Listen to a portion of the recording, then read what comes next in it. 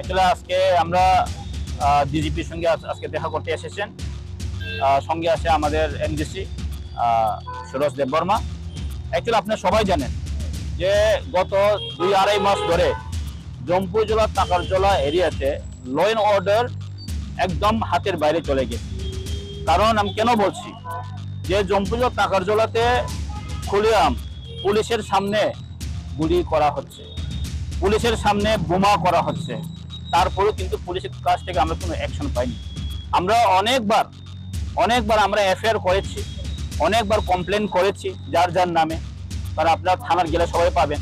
তো এসপির সঙ্গেও কথা বলেছে, অনেক প্রশাসনের সঙ্গে কথা বলেছে, কিন্তু আজ পর্যন্ত আমরা কিন্তু কোনো সুরাহা পাইনি এবং কোনো পুলিশের কাছ থেকে কোনো অ্যাকশন পাইনি। তার জন্যে আজকে আমরা এই ডিজিপি সাহেব সঙ্গে আজকে কথা বলতে এসেছি। কারণ আমরা গণতন্ত্রের মধ্যে সবাই আছে, ডেমোক্রেসিতে আছে। গত 2026 যে তৃতীয় এডিসি জেনারেল ইলেকশন এর আগ মুহূর্তে গত 10 তারিখ এপ্রিলে এমন একটা ঘটনা হয়েছে এবং এসপি ইনজুর হয়েছে, এসপি খুব ইনজুর হয়েছে। এসপি সামনে বন্দুক বের করে গুলি ছোড়া হয়েছে, একজন আমাদের কর্মী ইনজুরও হয়েছে, গুলি ইনজুর হয়েছে। এর আগেও 10 তারিখ মার্চেও আমাদের পার্টি অফিসে গিয়ে গুলি করা হচ্ছে এবং আই উইটনেস আছে, কিন্তু আজ পর্যন্ত ওরা এখনো কোন গ্রেপ্তার হয়নি। ইভেন মথার কিছু যারা ঘটনার সঙ্গে জড়িত নেই তাদেরকে চিহ্নিত করে পুলিশ ধরা হচ্ছে। তো এইগুলো জাস্টিস কোথায় হবে? তো এর জন্য আজকে আমরা ডিএ সাহেবের সঙ্গে কথা বলেছে এবং আমরা চাই আমাদের এরিয়াতে ল অ্যান্ড অর্ডার পিস থাকুক, সবার পিস থাকুক। এখন আমরা এটাই চাই যে ল অ্যান্ড অর্ডার থেকে, কারণ ডিজিপির উপর তো আর কেউ নেই ল অ্যান্ড অর্ডারে, ডিজিপির পরে হচ্ছে মাননীয় মুখ্যমন্ত্রী। কারণ আমি কেন বলছি, অ্যাকচুয়ালি এই রাজ্যে ল অ্যান্ড অর্ডারের এখন যে হোম ডিপার্টমেন্ট মাননীয় মুখ্যমন্ত্রীর কাছে আছে। মাননীয় মুখ্যমন্ত্রীকে আমি বলতে চাই যে মাননীয় মুখ্যমন্ত্রী এরকম জায়গাতে ইন্টারফেয়ার করা উচিত, কারণ রাজ্যের ল অ্যান্ড অর্ডার মেনটেন করা আমাদের সবার দায়িত্ব এবং রাজ্যের মুখ্যমন্ত্রী ওনার আরো বেশি দায়িত্ব থাকে।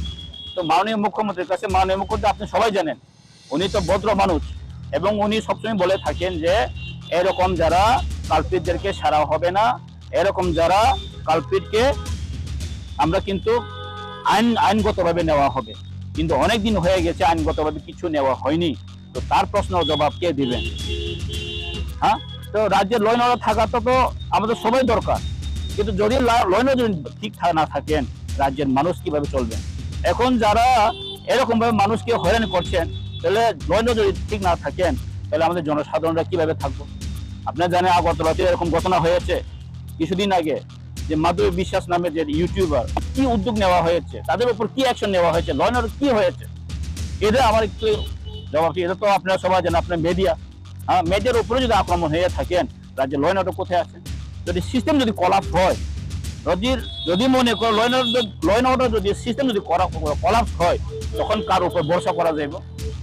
তো এর জন্য আজকে যে জম্পুই জেলার টাকারজলাতে যে ঘটনা হচ্ছে, আমরা সম্পূর্ণ এইভাবেই জানি নর্মালি। এর জন্যই আজকে আমরা ডিজিপির সঙ্গে এসেছি, কারণ এসপির সঙ্গে কথা বলেছে, হয়নি কিছু কাজ। এসডিপিও খুব ওরা বলছেন স্যার আমরা কিছু করতে পারছেন না। তো আমরা কার উপর বিশ্বাস করবেন বলুন তো আপনারা? তো তার জন্য আজকে আমরা ডিজিপির সঙ্গে কথা বলতে এসেছেন। এরপর যদি না হয় তাহলে আমরাও কি বলবো, আমরাও জানবো না কি হবে। কারণ এখন এরিয়াতে অনেক পিসফুল নেই। কিছুদিন 9 তারিখে 4টা বোমা সিরিজ অফ বুম ব্লাস্ট করা হয়েছে। গত 9 তারিখে 4টা জায়গাতে বুম ব্লাস্ট করা হয়েছে, যেটা গুরুদয়ালপাড়া, লামপ্রাহাটি, গ্রামন ঠাকুর এবং রতনপুরে। এবং গত 6 তারিখ এপ্রিলে একটা মেন রুটের, যেটা জম্পুই জেলা চম্পকনগরের মেন রুটে একটা সিসিটিভি আসলো আমাদের এখানে, সিসিটিভিকে ওখান থেকে সরানো হয়েছে। তো 6 তারিখে সরানো হয়েছে এবং 9 তারিখে সিরিজ ব্লাস্ট হয়েছে। তার মানে ওটার মধ্যে আমার মনে হয় এটা খুব রিলেটেড আছে। তো তার জন্য আজকে ডিজিপির সঙ্গে কথা বলেছে, দেখি আমরা কি হয়, এরপরে দেখব। Today, as elected representatives of Takarjala, Jompuy Jala, I, along with my honorable MLA, we visited DGP, Director General of Police in Agartala headquarters. Why is that? Since from the very long back, there was a blast and there was a gunfire in our own constituency. For that reasons, the law and order is not being maintained in our constituency. What happened is in that on 10 April during the violence during the post-poll elections, during the election time of TTDC generation, the contesting candidate of BJP named Nirmal Devarma, in his house, the police has recovered 2 guns and bombs, but still now there was no such actions. Even the SP of Sipaijala district, Vijay Devarma, was hard with catapult, and there was no such Somoto case also. And regarding in that, in spite of that, in the last 9 May, there was again a serious blast in our own constituencies. So where is the law and order in our constituencies? We have filed many petitions, we have filed many complaints in various police stations like Jampuijala, Takarzala, to SDPU and OCs, but there was no such action has been taken till now. That's why today I along with our Honorable MLA, we came to meet DG, Director General of Police here in the headquarters, and seeking him, requesting him to bring peace and prosperity in the area of Jampuijala and Takarzala. And if this thing is being continued again and again, how would you assure the people of Jampuijala and Takarzala to bring peace? Our Chief Minister has been keep on saying that kauke chara hobe na, which means no one is going to spare. So is the Chief Minister of Tripura is working only for BJP or is he working for some other political party?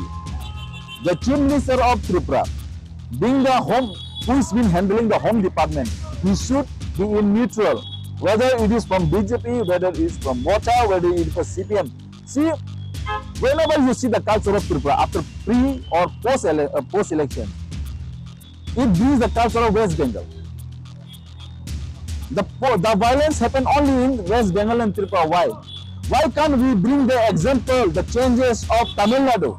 Why can't we bring the changes of Kerala? Why can't we bring the changes of Assam? Election आ जाएगा जाएगा, election खत्म होने के बाद कहीं पर कहीं अगर हम लोग आक्रमण करते हैं, हमला करते हैं, ये कहाँ का नहीं है? We want to change the system. We don't want the system which has been repeatedly again, which has been happening during the time of CPM regime in the year since from past 35 years. अभी भी त्रिपुरा में सरकार बदली हो जाता है, कहीं CPM हो, कहीं कांग्रेस हो, कहीं बीजेपी हो, लेकिन कल्चर अभी भी बदला नहीं है.